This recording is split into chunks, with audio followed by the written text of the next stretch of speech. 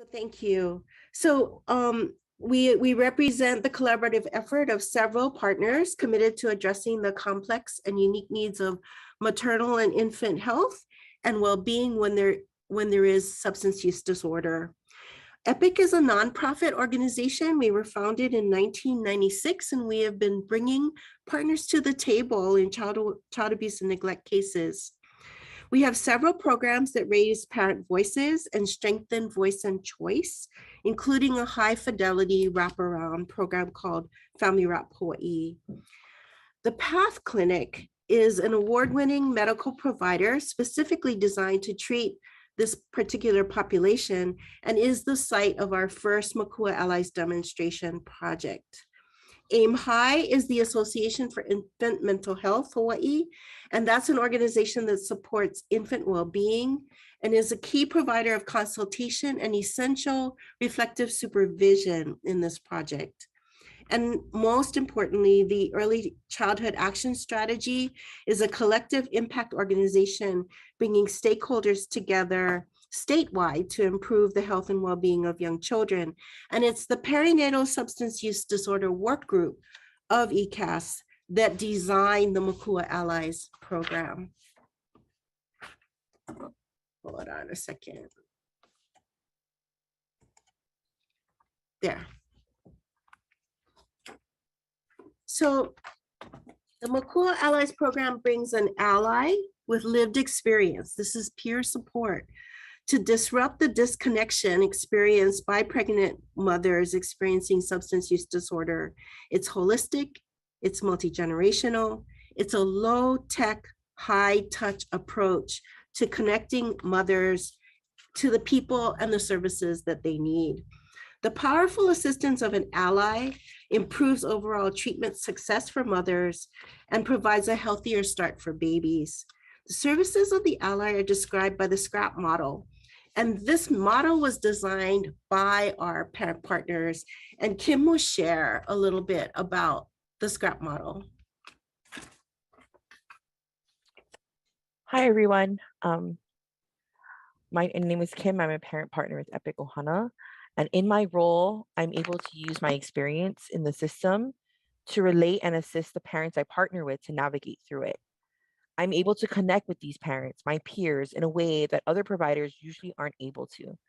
I have been without my children, homeless, addicted, incarcerated, and these common experiences allow us to have a connection.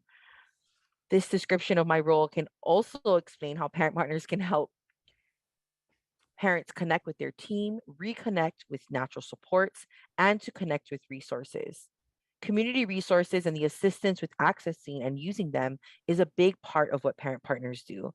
You can easily give parents a list of resources, but helping parents actually connect with them, like by calling them together, maybe taking the lead at first and modeling how to ask questions and gather information, and then allowing them, the parent, to take the lead next time, or assisting in creating an email or text to a social worker or service provider. We can accompany parents to medical appointments or to get through an application packet. We also attend team meetings alongside the parents we partner with. We can model advocacy, maybe asking for clarification from providers or social workers so that any expectations can be clearly understood. What we start to see is that the parents feel supported and then they start to realize that their voice matters. This empowerment turns into self-advocacy, and then the parent starts asking the questions or sharing their own updates. And finally, peer support. We are able to provide insight and share from our own testimonies and experiences that allow us to align ourselves with the parents that we serve. Thank you, Kim. Although our work is new, our model is new, the utilization of peer support is not new. And it is based upon solid, well-documented empirical research. The utilization of peer support in child welfare cases has been acknowledged as a promising practice by the National Clearinghouse for Child Welfare Programs and has impressive outcomes in promoting reunification. The use of peer support in substance use disorder treatment and also mental health treatment is also well documented and well established. This is the intersection that represents both tremendous need and with effective intervention, tremendous potential to prevent the impact of adverse childhood experiences on the babies.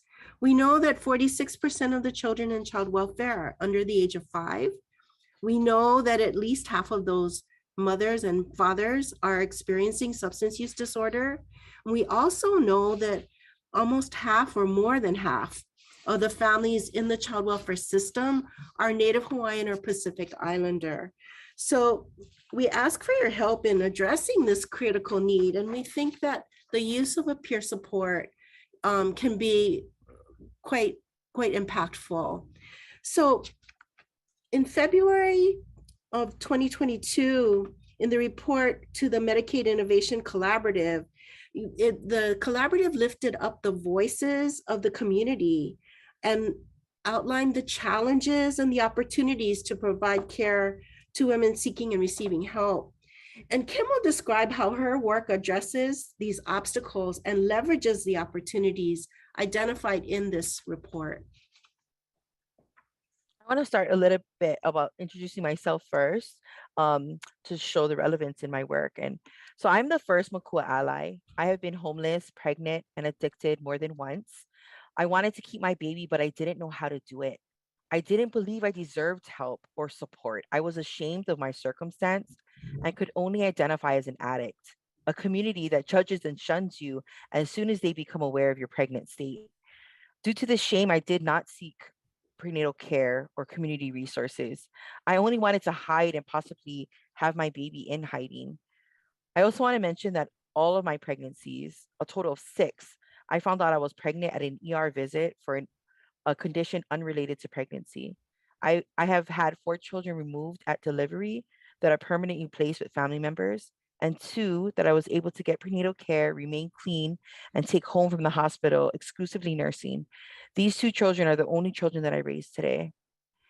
These experiences and my work as a parent partner with Epic Ohana assist me in my current work as a Makua ally. Through the Makua Allies program, a community referral came in for a woman 3 weeks from her due date, actively using, homeless, with inconsistent prenatal care, and was not interested in substance use treatment. I was able to partner with the referring agency and go out to meet her. I shared my experience with being pregnant, homeless, and addicted to substances. I spoke about the Path Clinic and receiving prenatal care from medical providers who are experienced with the struggle of pregnancy and addiction. I told her that if she would be interested in just checking it out, I could arrange for her to come down there to meet me. We generally went over substance use treatment options, and I told her that she could choose one that was she was willing to do when she was ready. And when she came to the clinic, we could talk more about it. At the end of our time together, she said, "I'll do it. Just tell me what to do." The next day, she showed up at the clinic. Shortly after meeting the staff there, was able to fill out a patient packet to enroll herself into prenatal care. She was able to sign up for substance use treatment. She was able to um, look into wanting to partner with the staff there, understanding that we work as a team. Um, Shortly after that, though, her water had broke and she was rushed over to Kapi'olani Medical Center. She had to have an emergency C-section due to a placental abruption. I was told later on by medical staff that if she remained where she was and had not come in on the time that she came in, her and her baby could have died. Baby remains in the NICU, and mom was continued to be supported with a Mukua ally. I was by her side to understand the process of the NICU and what was her part in it, and how to work alongside the hospital staff and the hospital social worker, being present for that conversation. By the time the child welfare social worker came to talk with her, mom had felt a little bit more empowered to take on that conversation herself, understanding how transparency and asking questions is okay, and feeling like her voice mattered. Um, she was able to go into treatment, but as many people who go into treatment their first time ever do, she had left. But the first call she made when she returned to the NICU shortly after leaving the program was to me, asking, "Is there any other options that I can look into? I want to be able to still see my baby. I want to be able to still provide breast milk to my baby. I want to be able to raise my baby. Can you show me what else we can do?" We called child welfare together. We had a meeting with the social worker to understand her next steps. And mom is able to has pursued other treatment options and has gone ever since then has done a drug assessment that will place her into an appropriate level of care that is able to satisfy the concerns of child welfare. Thank you, Kim.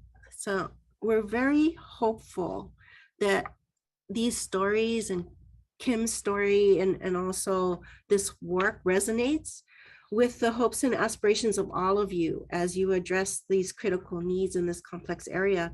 We're convinced that our model holds promise in ways that are powerful and effective for the women we serve, but also ways to connect with the many innovative ideas and models that we're hearing about today as well. We need your help to grow, expand, and sustain this work. EPIC has 6 impressive parent partners currently on staff. 3 of them, including Kim, have lived experience with perinatal substance use disorder. But I do want to say a word about the importance of cultural responsiveness. We know that a majority of the women and babies are Native Hawaiian and Pacific Islander in the child welfare system.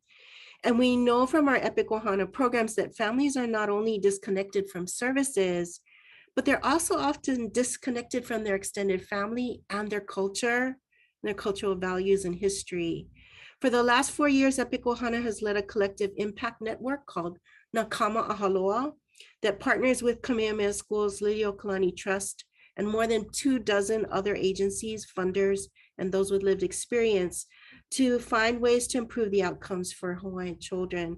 One of the many projects of Nakama is to build a Hawaiian culture-based engagement model to help all providers address the disconnect to culture, history, values, and addressing historical trauma. There was a recent OHA article in Kawaiola on May 1st about that work.